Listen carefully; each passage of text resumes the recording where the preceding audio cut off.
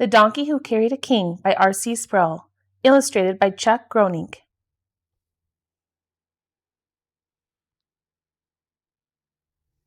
One day, a little boy named Riley came home from playing with some other boys in his neighborhood. He was crying as he came into the kitchen to find his mother. She saw him and asked, "Riley, what's wrong?" Riley's lip trembled as he tried to wipe away his tears. He was 8 years old and he didn't like to cry, but he couldn't help it. He said, "Mommy, every time we play games, the other boys pick me last. It hurts so much." Just then, Riley's father and grandfather walked in.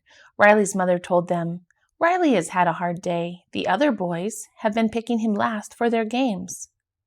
Riley's father put his arm around his son. "I understand that," he said. "Sometimes I was the last one picked for games when I was your age." Riley was surprised. "Really?" he asked. His father nodded. "Yes," he said. "I remember how much it hurt when it happened to me." Riley looked down. "I think they picked me last because I'm not very good at the games we play," he said. His father said, "Since your grandfather is here, maybe he can help you with this. What do you think, Grandpa? What should Riley do?" Grandpa thought for a second and then said, "Riley, have you ever heard about the donkey who carried a king?" The corners of Riley's mouth tipped up in a smile because he knew he was about to hear another of Grandpa's wonderful stories. "No, Grandpa," he said, "I've never heard that story, but I'd love to hear it now." So Grandpa sat down and Riley sat on his knee. Riley didn't feel too old for that. "You know, Riley," Grandpa started, "several years ago I went to Jerusalem and I saw a funny sight. Lots of people rode on little donkeys. The donkeys in Jerusalem are small compared to the ones here in America. They only grow to be about 3 or 3.5 feet high. The sight of a grown man riding on one of these donkeys made me giggle. The man had to keep his knees bent way up to keep his feet from dragging on the ground. And the little donkey the man was riding just kept going right down the street, bearing the man on his back. I want to tell you about a donkey just like that little donkey I saw in Jerusalem. The donkey in my story had never been picked for anything. He wondered whether he would ever be chosen to do a job. But one day he was picked for a very special task. Many years ago, there was a little donkey named Davey. He lived in a village close to the holy city of Jerusalem. He was too young to work, so he was kept in his pen. He had brothers and sisters, but none of them could play with him because they had jobs to do. Sometimes they carried sacks of olives for their master. Sometimes they worked for people in the community, and some of them even carried grown adults on their backs. Davey didn't have to carry anyone or anything. All he did every day was stand and wait, eat and sleep. It was boring, and Davey was often unhappy because it seemed no one wanted him to do anything. The other donkeys who were kept in Davey's pen told stories about the famous donkeys of history. One had belonged. The other donkeys who were kept in Davey's pen told stories about the famous donkeys of history. One had belonged to a man named Balaam. A wicked king asked Balaam to give a prophecy against God's people. As Balaam was riding the donkey to the place where the people of God were camped, an angel blocked the path. The donkey stopped, but Balaam couldn't see the angel. So he got very angry and hit the donkey. Then the Lord God gave the donkey the power to speak. The donkey asked, "What have I done to you that you have hit me?" Balaam said, "You are not treating me right." Then God let Balaam see the angel, and the angel said, "What you are planning to do is wrong." When Balaam heard that, he decided not to prophesy against the people of God. The donkeys also told a story about old Barnabas, one of the older donkeys who lived with them. Years before, Barnabas had lived in the town of Nazareth. His owner was Joseph, a carpenter. Joseph and his wife Mary, who were about to have a baby, had to go back to his hometown of Bethlehem. Mary rode on Barnabas's back. When they arrived in Bethlehem, it was time for Mary's baby to be born. All the inns were full, so they spent the night in a stable where animals were kept. There, Mary had her baby. His name was Jesus. Shepherds came to the stable and worshiped the baby Jesus. They knew he was the Messiah who had come to save his people. Afterward, Barnabas carried Mary and the baby Jesus back to Nazareth. Davey liked to hear about the famous donkeys and the important things they had done. He wanted to do a big job too, but his master never picked him to do anything. But one day, all that changed. It happened one morning when Davey was feeling especially down because he had nothing to do and could only eat and sleep. Davey saw two strangers coming. They spoke quietly to his owner. Davey tried to hear their conversation. He couldn't make out all of their words, but he did hear one of the men say, "Because the Lord has need of him." Davey wondered what they were talking about. Davey's owner came to the pen and opened the gate. He brought Davey out and led him to the two men. "Take this donkey," he said. "His name is Davey. No one has ever ridden him before, but I think he will be able to do the job." Davey wondered, what are they going to have me do? Whatever it is, it seems important to these men. They led Davey down the road. Soon he saw a crowd. The two men spoke to the person who seemed to be in charge and called him by his name, Jesus. Some of the people in the group put their coats on Davey's back. Then, to Davey's astonishment, Jesus got on his back. It felt strange to have someone sitting on his back, but Davey was excited too. He started to walk towards Jerusalem, carrying Jesus. As they went down the road, a multitude of people came around and put their coats and palm branches on the ground in front of Davey and Jesus.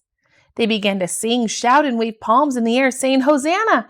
Blessed is he who comes in the name of the Lord, even the King of Israel."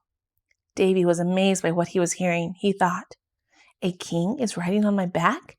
I can't believe that I've been chosen to carry a king."